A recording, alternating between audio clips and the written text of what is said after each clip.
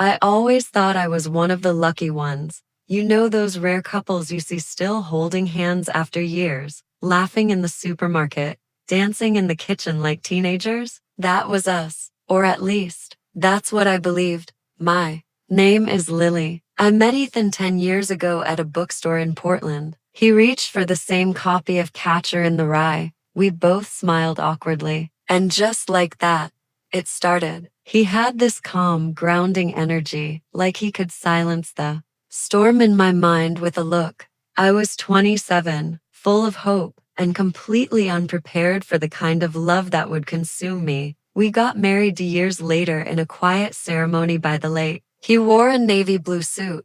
I wore my mother's lace veil. The sky was threatening rain, but it held off just long enough for our vows. I remember what he whispered during the first dance. No matter what happens, it's you and me. Always. Back then, I believed him. The one thing I couldn't give him, we tried for children. Almost immediately, Ethan wanted to be a dad. I could see it in the way he played with our nieces and nephews, how he'd always crouch down to their level, listening like they were the most important people in the world. But after a year of no success, and then another, we started tests. I'll never forget sitting in that sterile white room when the doctor told me, "Lily, I'm sorry. You have premature ovarian failure. You won't be able to conceive naturally." I couldn't speak. My mouth went dry. My body felt like it wasn't mine anymore, like I'd failed the one person who never asked for anything in return. But Ethan, he was perfect. He took my hand, kissed my forehead, and said, "So what? I didn't marry you for kids. I married you for you." That night, I sobbed in his arms until I fell asleep. I believed him then too. Small cracks, it was little things at first. Trips to conferences that weren't in his calendar. Phone calls he'd step outside to take. New cologne, a watch I didn't remember buying him. And always that soft, patient smile when I asked questions. "Work's just been hectic lately," he'd say. Or, "You're reading into things, babe." And maybe I was. I'd been through enough pain with the fertility stuff. Maybe my mind was creating drama just to have something to fix. So I let it go. Until the day I found the receipt. The first thread, it was from a flower shop. A boutique one, expensive. Not the kind Ethan ever used with me. He knew I preferred wildflowers from the farmer's market. But this receipt was for 24 red roses. With a card that read, "To my girls, I'll be home soon." My heart sank. My breath caught. And for the first time in my marriage, I felt like the floor beneath me wasn't real. When I confronted him, he didn't yell. He didn't get defensive. He just smiled sadly and said it was for his sister and her daughter, who were going through a tough time. And damn it, I wanted to believe him. The investigation, but I couldn't sleep, couldn't eat. That feeling, like you're watching a movie and you know the twist is coming,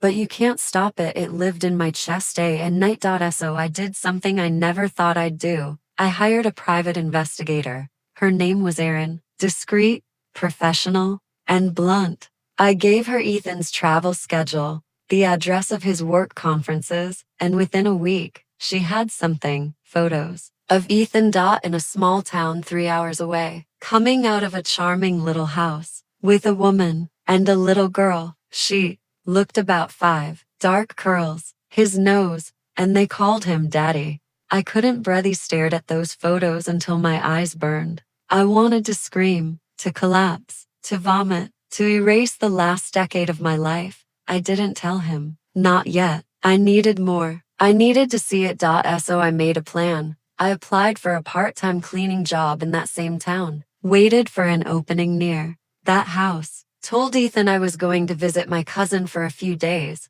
And when the stars aligned, I took the job. In her house.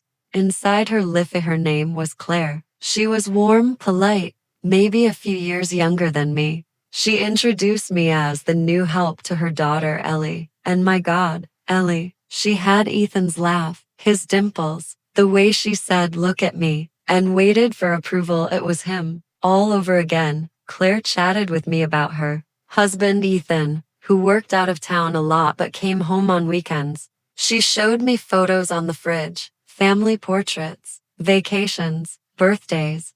I smiled, I scrubbed, I nodded, and I died inside. The confrontation when I returned home. I didn't cry. I cooked dinner. I set the table. I kissed him like nothing had changed. And that weekend, when he said he had a conference, I packed his bag for him, but I slipped inside one tiny item, a printed photo of me in Claire's house, holding little Ellie's drawing. And on the back I wrote, "Nice family. Ethan, hope they're worth it." He didn't come home that weekend, or the next, the revenge, but I wasn't done. I sent copies of the investigator's photos to his boss, who had no idea Ethan was taking personal trips on company time. I froze our joint accounts, sold his luxury watch collection, donated his suits to a charity, filed for divorce through the most cutthroat attorney I could find, and on the day the papers were served, I left him a single note in our bedroom drawer. "You promised me forever." But I wasn't the only one you said that to. The aftermath. It's been 8 months now. I moved to a new city. I started painting again. I adopted a dog. Some nights, I still wake up expecting to feel his hand beside me. But then I remember, that love, that perfect love I thought I had, was just a well-crafted lie. And you know what hurts the most? He didn't cheat because I couldn't give him a child. He cheated because he wanted more. More attention, more affection, more validation. And in the end, he lost it all. Final words: if you're listening to this and something in your gut feels wrong in your own relationship, don't ignore it. Love isn't supposed to feel like guessing. It isn't supposed to leave you wondering if you're enough, because you are. And anyone who makes you feel otherwise doesn't deserve you.